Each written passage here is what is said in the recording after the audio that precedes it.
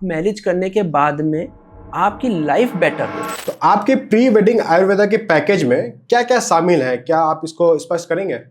देखिए, पहले तो इसके लिए पैकेज वर्ड का यूज करना बहुत सही नहीं रहेगा हमारे लिए, क्योंकि हमारा प्री वेडिंग आयुर्वेदा का मकसद ही केवल इतना है कि आप मैरिज करने के बाद में आपकी लाइफ बेटर हो। जी हाँ। तो इसमें आपकी जरूरत के हिसाब से ही चीजें होंगी कि आपको क्या क्या चीजें जरूरत है। जैसे कि सिंपल सबसे ज्यादा जो मुझे जरूरत समझ में आती है, आज जितने भी मेरे पास प्री वेडिंग में बच्चे आते हैं, सबसे ज्यादा जो होता है वो भ्रांतियों में जी रहे होते हैं कि आगे चल के लाइफ में क्या होगा।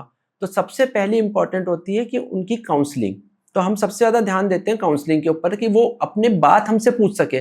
वो जो भी क्वेश्चन होता है इधर उधर से पूछते हैं, उसके लिए एक नया भ्रम बना लेते हैं, जिसकी वजह से उनके लिए और प्रॉब्लम हो जाती है। तो काउंसलिंग हमारा सबसे पहला पार्ट रहता है। उसके अलावा फिर डिटॉक्सिफिकेशन, क्योंकि हमने इतना जंक फूड और ये सब चीजें खाई हुई है, तो हमारा पूरा बॉडी के डिटॉक्स करना सबसे ज्यादा जरूरी होता है। तो एक डिटॉक्सिफिकेशन, पंचकर्मा।